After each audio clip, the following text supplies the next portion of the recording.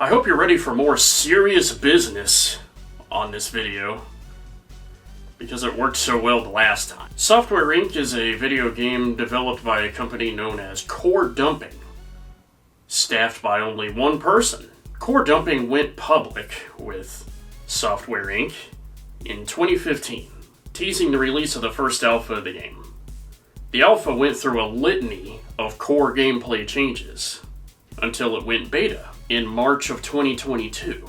During beta, many more gameplay elements were added, such as physical console and control design, implementing a capital gains tax, so you're now taxed on the money that you're made where you used to not be, adding accounting, and other more eccentric things. It's still in beta, and I can't seem to find a release date anywhere. In this game, you kind of create your own plot, and you're going to want to stay tuned for that for this video, because that's just going to be the meat of the video. The other sections will probably rush through very quickly, because there's really not a lot to say about it. So just to give you a teaser, we are going to follow the business trek, the outstanding business acumen of one Shinji 2. Also, the legal department is making me say this. This review talks about real places, but the events in these real places are fictional, and we do not intend any malignment or negative connotations with the said real companies. Any resemblance of events that actually happened like this in the real company, purely coincidental. We do not intend to diminish the reputation of the companies in this video review. So now, let's get on with it. You don't need a high polygon count to make a great art style, and this video game demonstrates it in spades. These face models are one step away from being Wii avatars. The model design in this game is actually pretty fantastic while being basic, and now that we've had, actually I think it was the most recent update, or 2 or 3 updates ago, where they plugged in some new models for the buildings in the background, it all looks very fantastic. It has kind of like this minimalist feel and look, where you can get a base resemblance of what's going on in your company, and there's really no need to zoom in on anything crazy, although the computer monitors do put up some pretty entertaining things sometimes, so. But most of the time, while you're playing this game, you're going to be looking at spreadsheets anyway, so just as long as you can get kind of a feel for what's going on in your company, it's all good. So for the sound, I mean, any modern game now has great sound quality, so it's like kind of a moot point to judge the quality itself. And I do like the music in this game. A lot of the music evokes kind of like this The Sims feeling from, you know, the classic Sims and Sims 2. Especially the heavy piano tracks and the alternate seasonal tracks. However, to maximize my executive C-suite level brainwaves, while I was playing this game, I preferred to have music for programmers going on in the background, which is why, you know, you won't hear a lot of that in the sample clips here. But we can drop a sample or two of what the game soundtrack is, and I'm sure you'll enjoy it.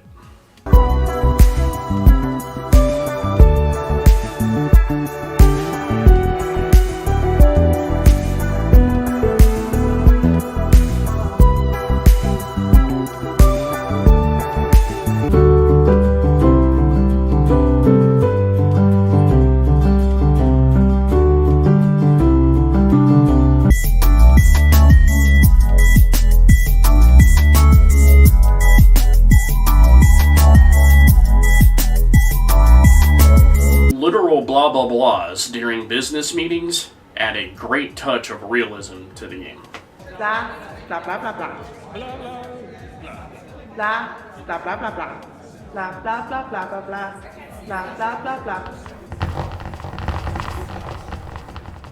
On to the gameplay. This game consists of just normal, serious business stuff. You're just looking at spreadsheets, looking at the numbers, getting the bigger numbers, keeping an eye on the books to see if your company's about to go under, getting fans in turn, having more people buy your products with the feedback loop. You get more fans, more products sold. Your accountant's cooking the books so we can see how much money we can avoid being taxed on.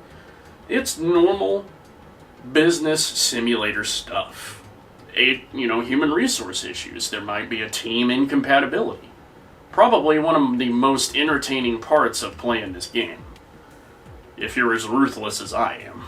So, there you go. There's no complex control set to remember, because this game is 100% played with a mouse. Like, if you wanna min-max your 8-hour C-suite executive play shift time, you can learn the keyboard shortcuts, but totally not necessary, and it may save you valuable seconds. So now, on to the plot. The meat of the review of this game. Let me introduce you to one Shinji 2. Just after graduating one of the fancier accredited business colleges and product development colleges in Japan, Shinji lands a job at FromSoft. Yes, that From Software. In 1987. So this was during the time in which FromSoft was a business software developer, before they were known for video games. Shinji 2 was on the database software team, and he was responsible for making the database software integrate tighter with all of the other Office software products, like Word, PowerPoint, Excel, and all that fun stuff. And of course they named their Office product software Darkfist. Anyway, while Shinji was doing the normal developer stuff, he noticed that a lot of tasks he was developing would actually work well for computer operating systems. And computer operating systems you can charge a higher amount on, and people would be willing to pay it. So it's the same amount of work, but for a higher profit margin. Shinji went to tell his team lead, who promptly laughed Shinji away from his cubicle. The team lead responded with, "Do you know how many specialized parts there are in the average computer? That would take a literal decade to develop." Shinji probably developed the first hardware abstraction layer, a technology that would be put to use in a pretty famous operating system. I'm sure you've all heard of it. But anyway, Shinji then started talking some malarkey about how these individual components can be pared down into classes. But of course the team lead almost literally fell out of his chair laughing, and told Shinji to stay in his own lane. You'll make it further that way. Down but not out, he pitches his ideas up the corporate ladder, eventually landing some time in the big boss's office, Naotoshi Zen. The top dog at FromSoft. Zen really liked Shinji's spirit, but failed to see how anyone would pay twice the money for a product that involved using a lot of the same code as their database software. While Shinji insisted that they don't use that fact during the new operating system marketing, Zen was still hesitant and told Shinji to stay in his own lane. Shinji in fact did not do that, and used some of his company time to develop an alpha of the operating system to prove that the higher-ups that it would work. Instead of being celebrated for providing a successful prototype, Shinji was immediately ousted from FromSoft for being too rebellious and difficult to control. He packed his bags and moved to the United States. The plane he was in, though, must have flown through the Bermuda Triangle or something, because he landed in the United States during 1980. It was a time warp, but he landed in unnamed American city in 1980 and was successfully able to scoop up some dirt cheap property. And he got to work. He put up a little, probably about the size of this filming studio room, complete with a desk, aircon, and all that stuff. And he found out quickly that he couldn't make it as a normal software developer would, because somehow past America got wind of his prior business dealings and his erratic, out-of-control nature. For one, no financial institution would issue him a starter loan. Couldn't get a loan. Couldn't get one at all. His credit zero was nil, nada. He couldn't take contracts from other software companies because other software companies have heard of his erratic nature. The first day his company was established, all major publishers in the world said, "We are not publishing software from you." And nobody was able or willing to make a business deal with him. However, as a member of the American public, with his United States citizenship, he was able to do one thing, and that one thing was invest in other publicly traded software companies. Yes, that's right. The foundation of TwoSoft was not built on great software or, great business dealings or cooperation or whatever, but built on money earned from stocks in other software companies. It took him years to make enough money to where he could sustain himself while writing this awesome new operating system that he had faith in. So he was able to finish it in about 4 years with a combination of writing the system and day trading. So he was able to publish it himself too in 1984. He went down to the local office supply shop and just bought the biggest stack of freaking 5 1/4-inch floppies you could buy and then just put it on there. And that's what happened. And he called it TSOS, short for TwoSoft Operating System. TSOS was a groundbreaking technical feat, was able to boost the processing power of all computers of the time, including the Apple Macintosh, by 100%. So it was basically like getting a free computer whenever you loaded up his operating system. And it sold very well. So well, in fact, that Shinji had to hire a support team, a marketing team, and was able to hire a couple of new devs to start working on other projects that were cooking in his brain. This developer team could not be stopped. They used the money from the outrageously successful TSOS to develop a 2D sprite editor, a audio editor, and way down the line, a 3D model maker. And their first video game, The Adventures of Slicktron, which actually wound up being a surprise smash hit. Shinji was always fascinated by sci-fi, and he was also recently inspired by the first Legend of Zelda game, and he felt that these top-down adventure games could use a bit of a sci-fi element, so The Adventures of Slicktron was born. This first generation of products during the mid to late 80s were all smash hits, and was able to make the company enough to expand the office building little by little each time, and put more people on the teams. With Adventures of Slicktron, they also started getting a name for themselves as a respectable game developer, like FromSoft. With this newfound respect, they developed a game called Queen's Mountain, which vaguely resembles King's Field with its first-person adventure RPG. Fleshy Edge, a more organic take on Armored Core. And a new Adventures of Slicktron sequel. They kept iterating on all of their established editors and the operating system, and just enjoyed immense success through the 90s.